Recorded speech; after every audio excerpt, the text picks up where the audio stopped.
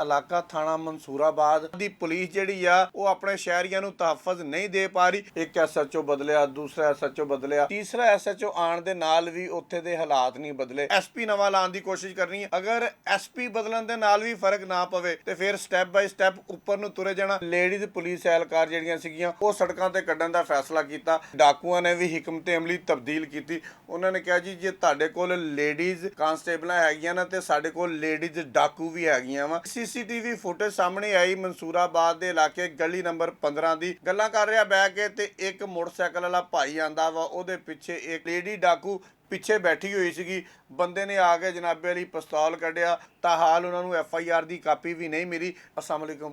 ਅੱਛਾ ਜੀ, ਫੈਸਲਾਬਾਦ ਦਾ ਇਲਾਕਾ ਥਾਣਾ ਮਨਸੂਰਾਬਾਦ, ਉੱਥੇ ਬਾਰ-ਬਾਰ ਤਬਦੀਲੀ ਕਰਨ ਦਾ ਵੀ ਨਾ ਕੋਈ ਖਾਤਰਖਾਰ ਰਿਜ਼ਲਟ ਜਿਹੜਾ ਨਾ ਨਹੀਂ ਨਿਕਲ ਰਿਹਾ। ਇੱਕ ਐਸਐਚਓ ਬਦਲਿਆ, ਦੂਸਰਾ ਐਸਐਚਓ ਬਦਲਿਆ, ਹੁਣ ਤੀਸਰਾ ਐਸਐਚਓ ਕੋਈ ਬਹੁਤ ਲੰਬੇ ਅਰਸੇ 'ਚ ਨਹੀਂ ਹੈਗੇ, ਮਹੀਨੇ ਡੇਢ ਮਹੀਨੇ ਦੀ ਗੱਲ ਤੁਹਾਨੂੰ ਦੱਸਦਾ ਪਿਆ ਵਾਂ।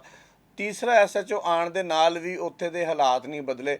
ਫੈਸਲਾਬਾਦ ਪੁਲਿਸ ਨੇ ਡਾਲਫਨ ਦੇ ਉੱਪਰ ਕੁੜੀਆਂ ਜਿਹੜੀਆਂ ਸੀਗੀਆਂ, ਲੇਡੀਜ਼ ਪੁਲਿਸ ਐਹਲਕਾਰ ਜਿਹੜੀਆਂ ਸੀਗੀਆਂ ਉਹ ਸੜਕਾਂ ਤੇ ਕੱਢਣ ਦਾ ਫੈਸਲਾ ਕੀਤਾ ਤੇ ਸਾਡੇ ਫੈਸਲਾਬਾਦ ਦੇ ਡਾਕੂਆਂ ਨੇ ਵੀ ਹਕਮਤ ਅਮਲੀ ਤਬਦੀਲ ਕੀਤੀ। ਉਹਨਾਂ ਨੇ ਕਿਹਾ ਜੀ ਜੇ ਤੁਹਾਡੇ ਕੋਲ ਲੇਡੀਜ਼ ਕਾਂਸਟੇਬਲਾਂ ਹੈਗੀਆਂ ਨਾ ਤੇ ਸਾਡੇ ਕੋਲ ਲੇਡੀਜ਼ ਡਾਕੂ ਵੀ ਹੈਗੀਆਂ ਵਾ। ਅਸੀਂ ਜਨਾਬ ਉਹਨਾਂ ਦਾ ਭਰਪੂਰ ਤਰੀਕੇ ਨਾਲ ਮੁਕਾਬਲਾ ਕਰਾਂਗੇ। ਇੱਕ CCTV ਫੁਟੇਜ ਸਾਹਮਣੇ ਆਈ ਮਨਸੂਰਾਬਾਦ ਦੇ ਇਲਾਕੇ ਗਲੀ ਨੰਬਰ 15 ਦੀ, ਜਿੱਥੇ ਇੱਕ ਸ਼ਹਿਰੀ ਬਾਹਰ ਬੈਠਾ ਮੋਬਾਈਲ ਦੇ ਉੱਪਰ ਪਤਾ ਨਹੀਂ ਕਿਹਦੇ ਨਾਲ ਗੱਲਾਂ ਕਰ ਰਹੇ। ਤੁਸੀਂ ਆਪ ਦੇਖਣਾ ਵਾ ਕਿ ਇਸ ਟਾਈਮ ਕਿਹਦੇ ਨਾਲ ਗੱਲਾਂ ਕਰੀਦੀਆਂ, ਇਹ ਅਲੱਗਾ ਟੌਪਿਕ ਆ।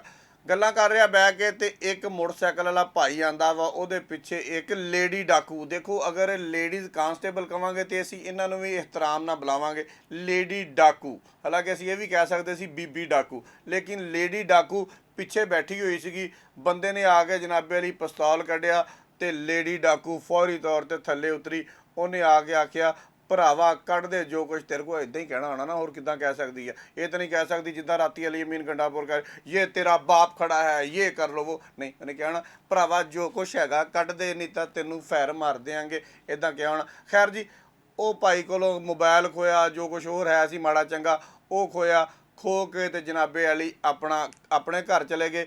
ਤੇ ਜਿਹੜਾ ਸ਼ਹਿਰੀ ਸੀਗਾ ਉਹਨੇ ਪਹਿਲੇ ਤਾਂ ਮੋਬਾਈਲ ਬੜੇ ਆਰਾਮ ਦੇ ਨਾਲ ਫੜਾਤਾ। ਉਸ ਤੋਂ ਬਾਅਦ ਉਹਨੇ ਪਿੱਛੇ ਭੱਜਣ ਦੀ ਪੂਰੀ ਕੋਸ਼ਿਸ਼ ਕੀਤੀ, ਲੇਕਿਨ ਮੋਟਰਸਾਈਕਲ ਦੀ ਸਪੀਡ ਜਿਹੜੀ ਆ ਉਹ ਤੇਜ਼ ਸੀ। ਹੁਣ ਜਨਾਬ ਸ਼ਹਿਰੀ ਵੱਲੋਂ ਅੰਦਰਾਜੇ ਮੁਕੱਦਮਾ ਦੀ ਦਰਖਾਸਤ ਥਾਣਾ ਮਨਸੂਰਾਬਾਦ ਦੇ ਅੰਦਰ ਦੇ ਦਿੱਤੀ ਗਈ ਆ। ਤੇ ਸ਼ਹਿਰੀ ਦਾ ਇਹ ਕਹਿਣਾ ਸੀਗਾ ਕਿ ਸਵੇਰੇ 10 ਵਜੇ ਪੁਲਿਸ ਕਹਿੰਦੀ ਸੀ ਆ ਕੇ FIR ਦੀ ਕਾਪੀ ਲੈ ਜਿਓ, ਤਾਂ ਹਾਲ ਉਹਨਾਂ ਨੂੰ FIR ਦੀ ਕਾਪੀ ਵੀ ਨਹੀਂ ਮਿਲੀ। ਜਦੋਂ ਮੈਂ ਵਲੌਗ ਕਰਦਾ ਪਿਆ ਵਾਂ, ਇਸ ਤੋਂ ਬਾਅਦ FIR ਦੀ ਕਾਪੀ ਮਿਲ ਜਾਵੇ ਤੇ ਤਾਂ ਅਸੀਂ ਕੁਝ ਕਹਿ ਨਹੀਂ ਸਕਦੇ ਕਿ ਮਿਲੀ ਹੋਏਗੀ ਜਾਂ ਨਹੀਂ ਮਿਲੀ ਹੋਏਗੀ।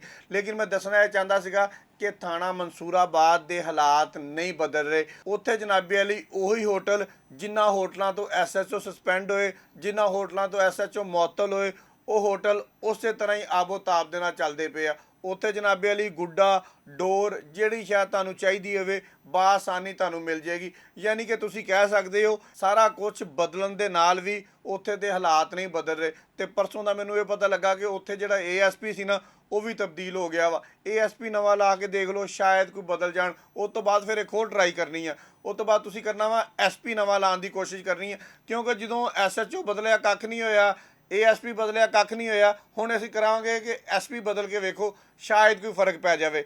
ਅਗਰ SP ਬਦਲਣ ਦੇ ਨਾਲ ਵੀ ਫਰਕ ਨਾ ਪਵੇ ਤੇ ਫਿਰ ਸਟੈਪ ਬਾਈ ਸਟੈਪ ਉੱਪਰ ਨੂੰ ਤੁਰੇ ਜਾਣਾ। ਅੱਗੇ ਜਿੱਥੇ ਤੱਕ ਜਾਣਾ ਆਇਆ ਤੁਹਾਨੂੰ ਬਿਹਤਰ ਪਤਾ ਵਾ। ਲੇਕਿਨ ਮੈਂ ਜਨਾਬ CPO ਫੈਸਲਾਬਾਦ, RPO ਫੈਸਲਾਬਾਦ ਨੂੰ ਗੁਜ਼ਾਰਿਸ਼ ਕਰਾਂਗਾ ਕਿ ਸਰ ਇਹਨਾਂ ਚੀਜ਼ਾਂ 'ਤੇ ਵੀ ਗੌਰ ਕਰਨ ਦੀ ਜ਼ਰੂਰਤ ਆ ਕਿ ਜਦੋਂ ਸਾਰੇ ਲੋਕ ਬਾਹਰ ਬੈਠੇ ਹੁੰਦੇ ਆ, ਗਲੀਆਂ ਦੇ ਵਿੱਚ ਬੈਠੇ ਹੁੰਦੇ ਆ, ਲੋਕ ਸੁੱਤੇ ਹੁੰਦੇ ਆ ਤੇ ਪੁਲਿਸ ਦਾ ਕੰਮ ਆ ਜਨਾਬ ਉਹਨੂੰ ਤਹਫਜ਼ ਦੇਣਾ। ਲੇਕਿਨ ਥਾਣਾ ਮਨਸੂਰਾਬਾਦ ਦੀ ਪੁਲਿਸ ਜਿਹੜੀ ਆ ਉਹ ਆਪਣੇ ਸ਼ਹਿਰੀਆਂ ਨੂੰ ਤਹਫਜ਼ ਨਹੀਂ ਦੇ ਪਾ ਰਹੀ। ਇਹਦੇ ਪਿੱਛੇ ਕੀ ਮੁਹਰਕਾਤ ਨੇ, ਕੀ ਗੱਲ ਆ, ਇਹ 'ਤੇ ਇੱਕ ਇਨਕੁਆਇਰੀ ਕਰਨ ਦੀ ਜ਼ਰੂਰਤ ਆ। ਲੇਕਿਨ ਇਨਕੁਆਇਰੀ ਕਰਕੇ ਉਹਨੂੰ ਹਤਮੀ ਸ਼ਕਲ ਦੇਣ ਦੀ ਵੀ ਜ਼ਰੂਰਤ ਆ, ਕਿਉਂਕਿ ਜਦੋਂ ਅਸੀਂ ਇਨਕੁਆਇਰੀ ਕਰਦੇ ਆ ਨਾ ਤੇ ਬਹੁਤ ਸਾਰੀਆਂ ਇਨਕੁਆਇਰੀਆਂ ਜਿਹੜੀਆਂ ਨਾ ਉਹ ਦੱਬ ਦਿੱਤੀਆਂ ਜਾਂਦੀਆਂ ਵਾ। ਤੇ ਮੈਂ ਆਇੰਦਾ ਆਉਣ ਵਾਲੇ ਵਲੌਗ ਦੇ ਵਿੱਚ ਨਾ ਇੰਨੀਆਂ ਇਨਕੁਆਇਰੀਆਂ ਕੱਢ ਕੇ ਲਿਆਉਣੀਆਂ ਵਾ ਜਿਹੜੀਆਂ ਜਨਾਬ ਨੇ ਇਨਕੁਆਇਰੀਆਂ ਦਾ ਹੁਕਮ ਦਿੱਤਾ SSP ਆਪਰੇਸ਼ਨ ਸਾਹਿਬ ਨੂੰ। SSP ਆਪਰੇਸ਼ਨ ਸਾਹਿਬ ਨੇ ਅੱਗੇ SP ਸਾਹਿਬ ਨੂੰ ਕਹਿ ਤਾ, SP ਸਾਹਿਬ ਨੇ ਅੱਗੇ ਜਨਾਬੇ ਵਾਲੀ DSP ਸਾਹਿਬ ਨੂੰ ਕਹਿ ਤਾ, DSP ਸਾਹਿਬ ਨੇ ਅੱਗੇ SHO ਸਾਹਿਬ ਨੂੰ ਕਹਿ ਤਾ। ਇੱਦਾਂ ਦੀਆਂ ਇਨਕੁਆਇਰੀਆਂ ਦਾ ਪਲੰਦਾ ਜਿਹੜਾ ਵਾ ਉਹ ਸਾਡੇ ਕੋਲ ਆਇਆ ਪਿਆ ਵਾ, ਅਸੀਂ ਜ਼ਰੂਰ ਦਿਖਾਵਾਂਗੇ। ਮੇਰੀ ਗੁਜ਼ਾਰਿਸ਼ ਆ ਜਨਾਬ DIG ਕਾਮਰਾਨ ਆਦਲ ਸਾਹਿਬ ਅੱਗੇ ਕਿ ਜਿਹੜੀ ਵੀ ਇਨਕੁਆਇਰੀ ਕਰਨੀ ਆ ਸਰ ਉਹਨੂੰ ਮੁਕੰਮਲ ਕਰਕੇ ਆਵਾਮ ਨੂੰ ਵੀ ਦੱਸਿਆ ਕਰੋ ਕਿ ਇਹ ਅਸੀਂ ਇਨਕੁਆਇਰੀ ਕਰ ਲਈ ਆ ਔਰ ਉਹਦਾ ਨਤੀਜਾ ਇਹ ਨਿਕਲਿਆ। ਬਹੁਤ ਸ਼ੁਕਰੀਆ।